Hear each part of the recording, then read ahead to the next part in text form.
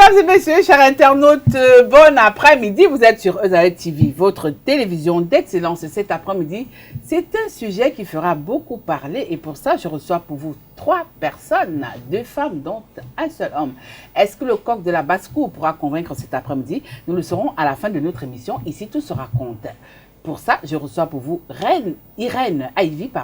Elle est conseillère pédagogique à la retraite. Bonsoir. Bonsoir, madame. Également avec nous, Reine de Dieu. Elle est experte en questions d'environnement. Bonsoir. Bonsoir. Merci beaucoup pour l'invitation.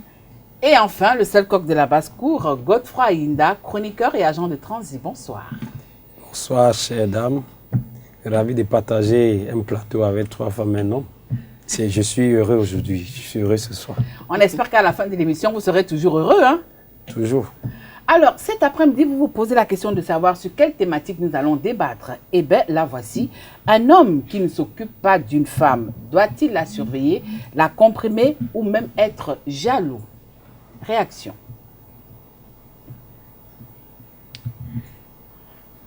Tout le monde on peut commencer, réaction. J'ai dit réaction. Ok. Bon, c'est vrai que c'est un sujet très souvent qui se laisse interpréter par chacun à son avis. On va traiter certaines personnes de matérialistes, on va traiter certaines personnes de personnes trop amoureuses. Alors, pour un homme qui ne s'occupe pas de sa copine ou de sa femme, mais qui veut être l'inspecteur d'Eric, je pense que ça dépend des circonstances. Si c'est un radin, parce qu'il y a des hommes qui, très souvent, ils ont les moyens nécessaires pour s'occuper de leur copine ou de leur femme. Mais juste parce que ce sont des martyrs, ils refusent de s'occuper de cette dernière. Soit peut-être pour une domination, soit peut-être pour... Je sais pas, il y a des gens qui trouvent de plaisir à voir les gens souffrir. En ce moment, moi, je ne serais pas d'accord du tout qu'il s'occupe de sa vie également. Soit pour lui défendre de faire quoi que ce soit ou lui poser des questions sur certaines choses puisqu'il ne s'occupe pas d'elle. D'accord. Voilà. Maintenant, dans l'autre circonstance, c'est que si c'est un ami à toi, tu sais qu'il se bat, tu vois comment il se bat. En ce moment, il n'a pas les moyens nécessaires pour pouvoir subvenir à tes besoins. Moi, je pense qu'il a le droit de demander pourquoi sur demander des comptes. Oui, demander des comptes parce qu'il ne le fait pas sciemment. D'accord. Madame Evie. Oui. Bon, mais moi, je vais rebondir sur le sujet pour dire que, d'abord, s'ils sont en couple, parce qu'on parle d'hommes et de femmes, c'est possible qu'ils soient en couple. Ou alors qu'ils soient carrément mariés. Parce qu'aujourd'hui, il y a l'expression, hein, quand ils sortent ensemble, vous entendez, je suis en couple avec tel. Alors, quand ils sont mariés, ça veut dire qu'il y a un ménage et dans toute la forme qu'il faut, monsieur et madame sont à l'intérieur d'une maison et tout. Et tout il y a dans un foyer. Voilà, dans un foyer. Bon, maintenant, s'ils sont en couple vraiment, et qu'il se fait que le monsieur n'a vraiment pas encore les moyens qu'il faut pour entretenir la jeune femme comme elle aurait souhaité, bon, là vraiment, elle comprendra. Elle comprendra que c'est parce qu'il n'a pas les moyens. Et peut-être aussi qu'il tient à elle. C'est un peu pour ça, il est un peu jaloux. Et ils vont vivre d'eau fraîche. Pas du tout, il veut bien avoir l'œil là-dessus pour que quelqu'un d'autre ne la prenne pas.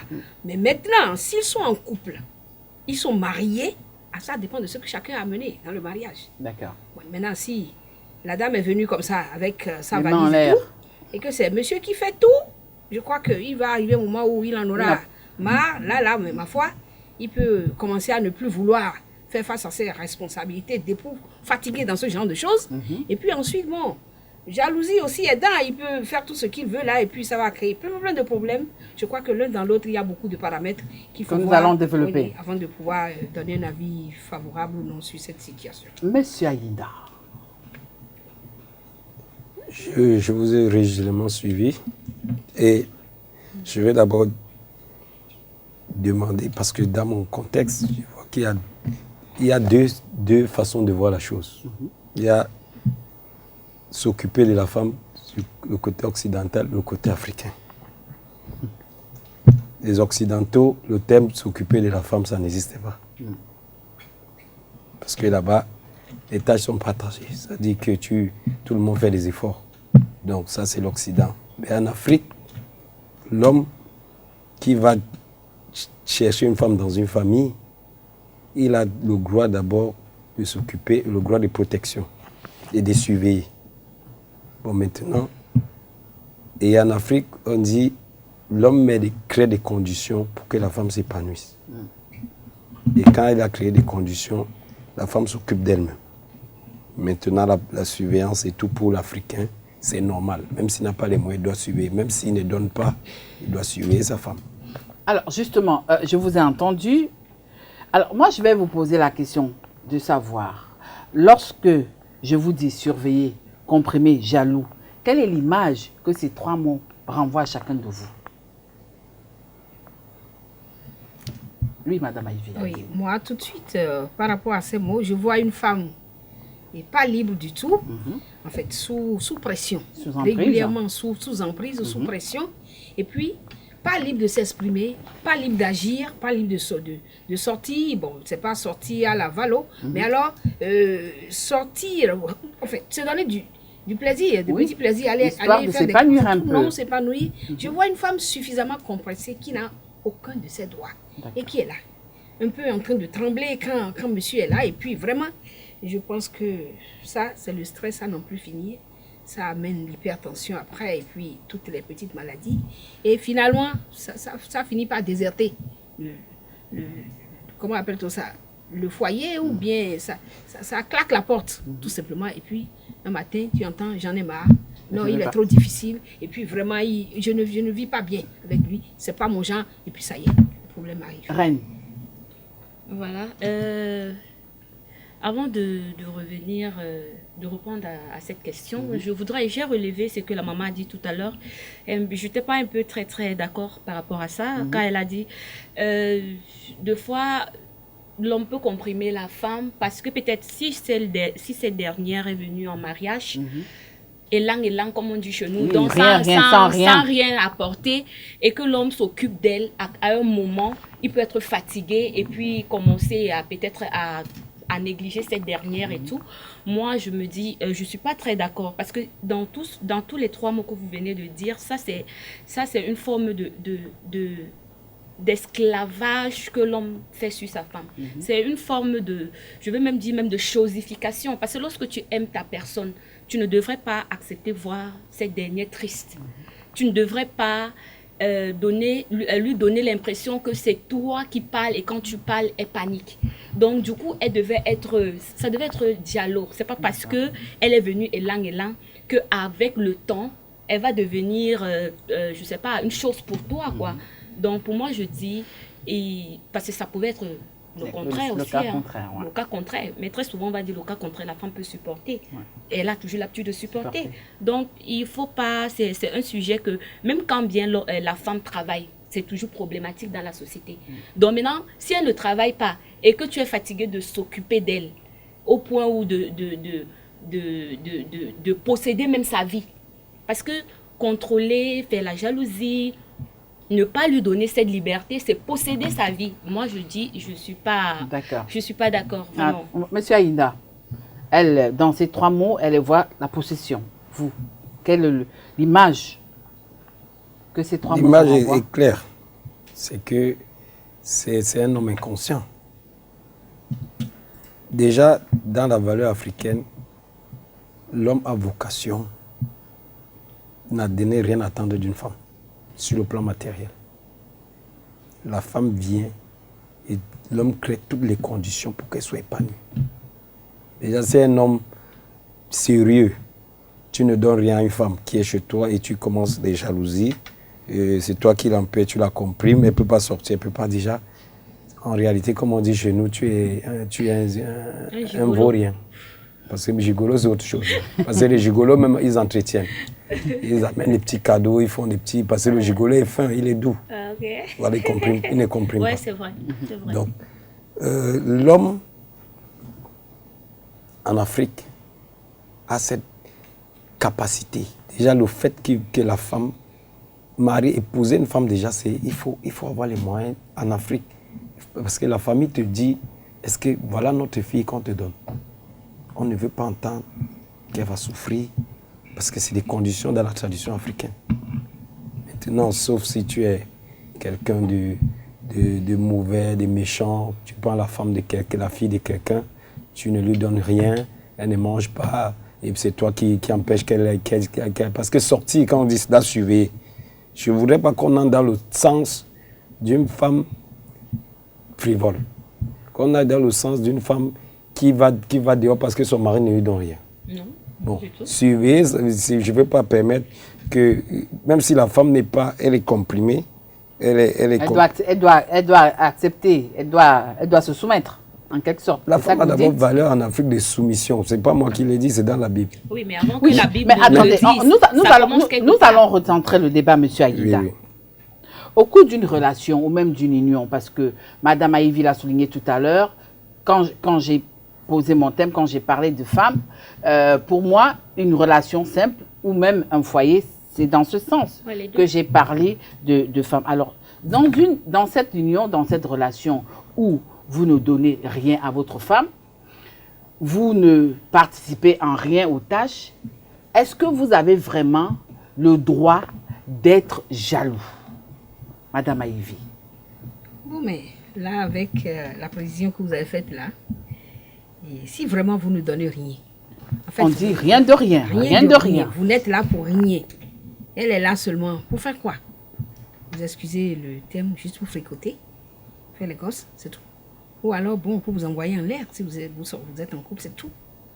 Mais oui, peut-être parce que l'homme a la main de travail très efficace. Non, mais ça c'est pas ça une vie.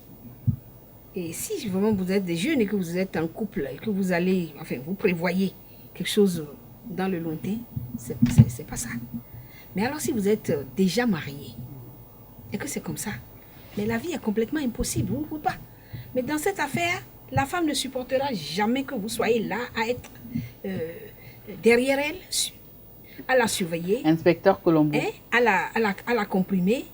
Et pire, elle supportera mal vos accès de jalousie. Parce que dans tout ça, je suppose que c'est elle seule qui vient, qui alimente la maison. Vous n'apportez vraiment rien, parce que le thème est clair. Vous êtes juste un consommateur, hein? Vous ne faites rien. Hein? Monsieur Aïda n'est pas d'accord, mais les choses sont comme ça. Disons que le poids de la famille, c'est sur elle que tout ça repose. Et vous êtes là. Vous ne faites rien du tout. Mais c'est difficile même, c'est vraiment difficile. Je ne sais pas quel homme voudra se trouver dans une situation pareille. Mais c'est vraiment difficile de vous affirmer vous-même en tant qu'époux et vouloir donner des ordres, même si elle ne répond pas, elle vous regarde de haut. Vous comprenez ce que ça veut dire? Mais il se prend pour qui? Tu ne fous rien, tu donnes rien et tu veux donner des ordres. Bon, ça, durant ici, ça ne sort pas là. Mais elle ne dit rien, juste par respect, peut-être pour ne pas mal éduquer les enfants, elle se tête, vous regarde. Mais cette situation ne peut pas durer longtemps. Ce n'est pas vrai, ça ne peut pas marcher comme ça.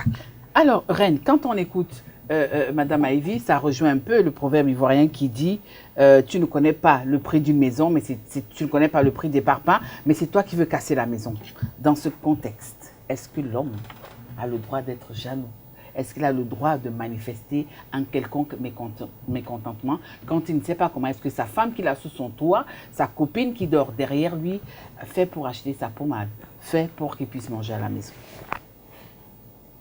Moi, je vais réitérer mes propos. Hein. Je vais réitérer mes propos, que ce soit dans le sens d'une relation copain-copine, comme la maman disait, ou alors dans une relation formelle où ils sont mariés, soit religieusement ou bien devant l'état civil. Je pense que ça dépend. Si il y a jalousie et jalousie, il y a une jalousie maladive. L'homme peut être jaloux. Je peux lui permettre, moi, je vais parler de moi, je peux lui permettre d'être jaloux dans la mesure où ce dernier voudrait me protéger. Il ne veut pas me perdre. Parce que comme ça, il y a une jalousie de protection? Oui, il y a des jalousies de protection juste parce qu'il a peur, comme la maman l'a souligné au départ.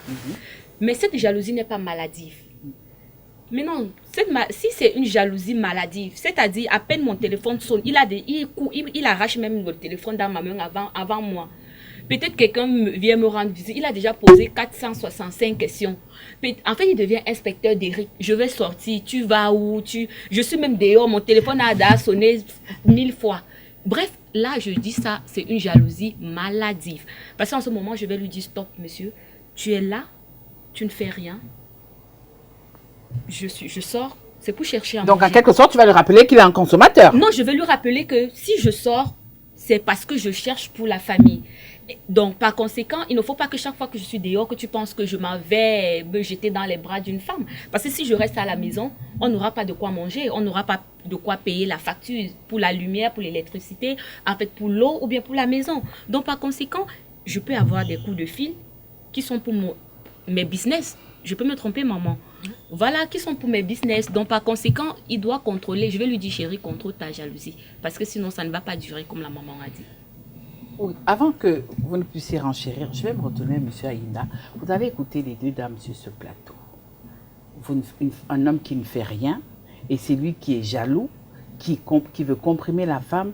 Est-ce que dans ce cas d'espèce, vous ne perdez pas déjà votre premier attribut qui est être chef de famille? Ben, ce que je vais vous dire est vrai et vérifiable. Dans certaines coutumes africaines, c'est la femme qui sort. Et elle a cet honneur. Chaque fois qu'elle part quelque part, qu'elle dit ah, c'est son mari, tout le monde sait que c'est la femme qui a les moyens.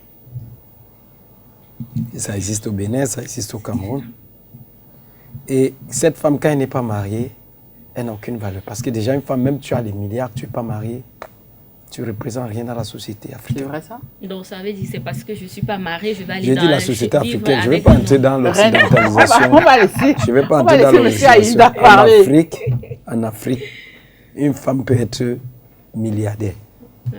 Si elle n'a pas un petit mari, quelqu'un, quand elle a ce protecteur-là, quand on dit suivez, ce protecteur, elle aura besoin, même quand elle va rencontrer quelqu'un dans la rue qui va dire madame, foutez-moi le camp, que cette personne vient dire que faites attention, c'est ma femme là-bas.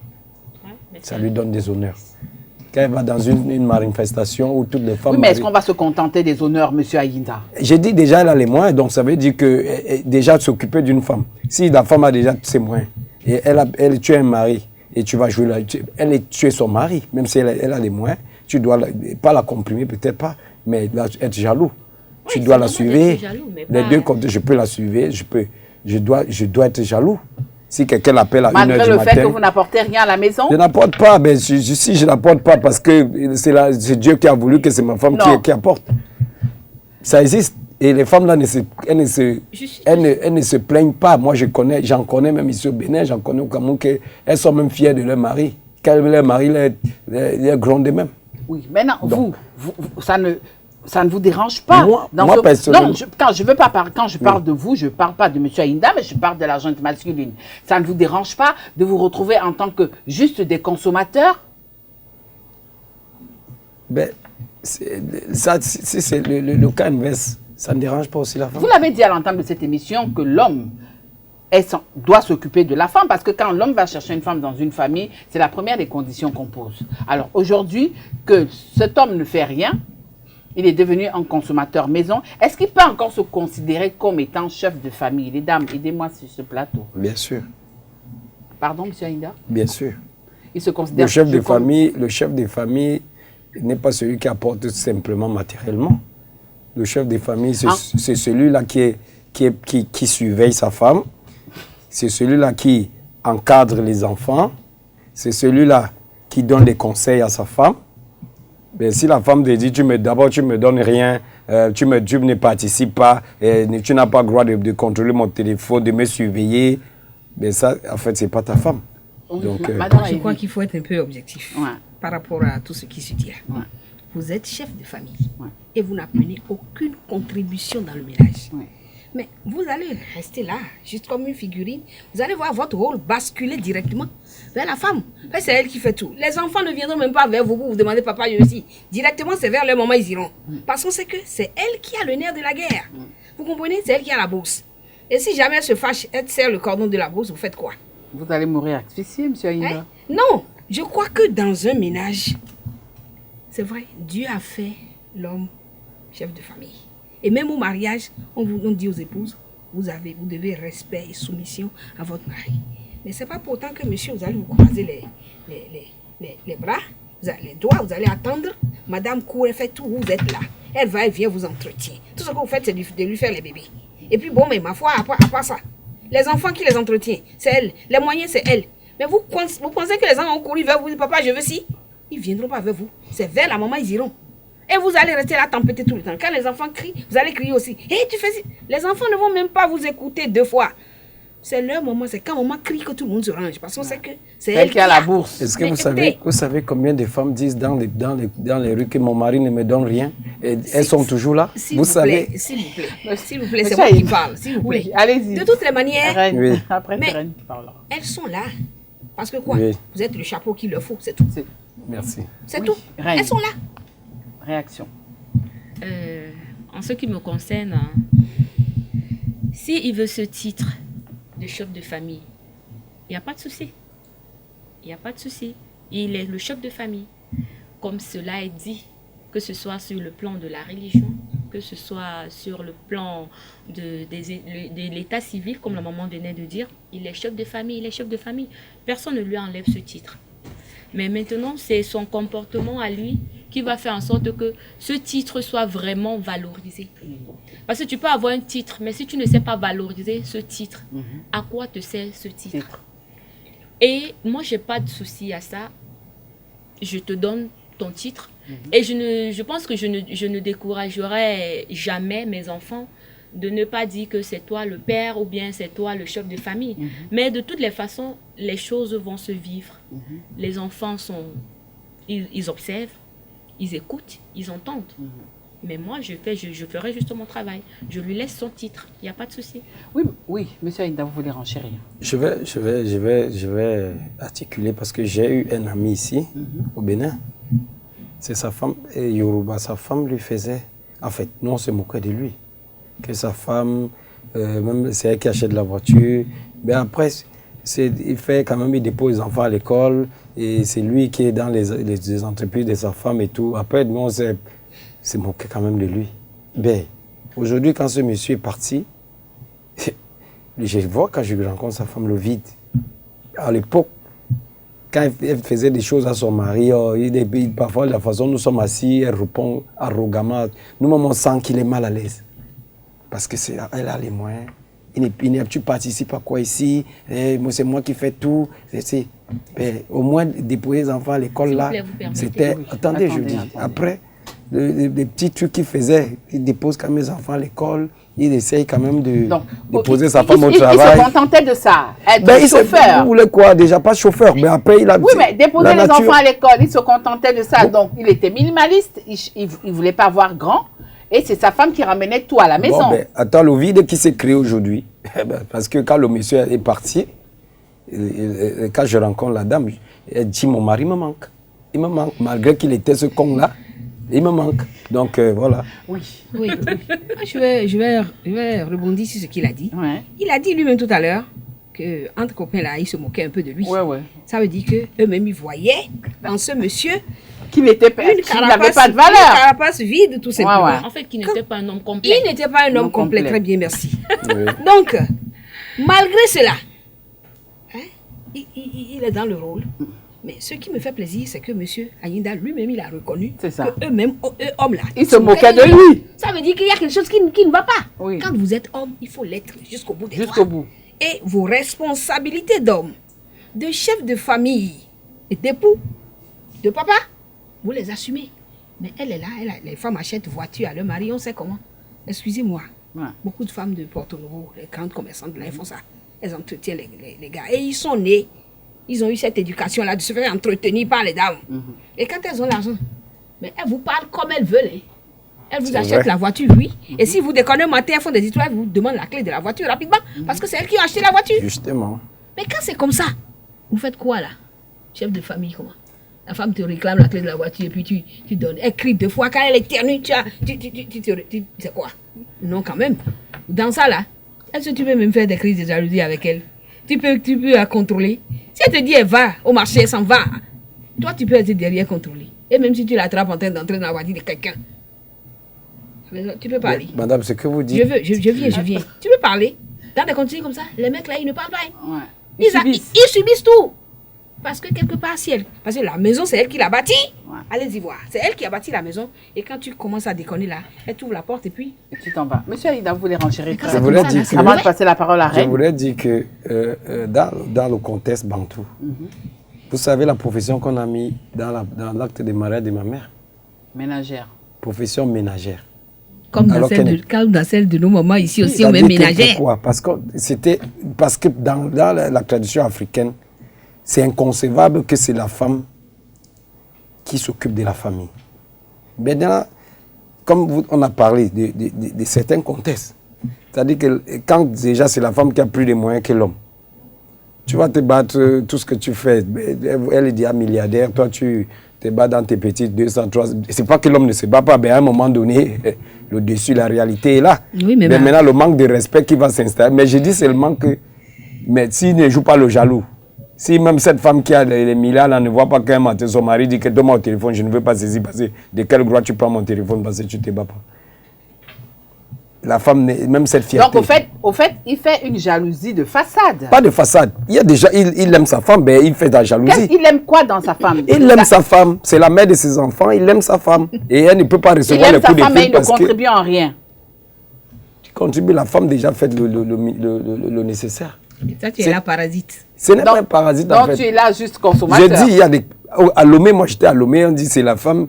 Et j'ai trouvé des gens à Lomé là-bas. Et la femme qui porte les trucs tout en longueur de journée, lui, il est là assis à la maison, fait rien, il fait monter, il dit qu'elles sont fières de leur mari. Tu vas faire comment? Aller à Lomé, c'est ici. Alors, ici à Cotonou aussi. Donc pour vous dire qu'il y a des sociétés qui conçoivent ça. Je vais demander à la technique de nous ajouter encore 5 minutes. S'il vous plaît, Madame Ruth, juste encore 5 minutes avant de clôturer ce premier débat de cet après-midi. Reine, je me retourne vers vous aujourd'hui parce que, quoi qu'on dise, hein, vous êtes quand même la jeune sur ce plateau cet après-midi.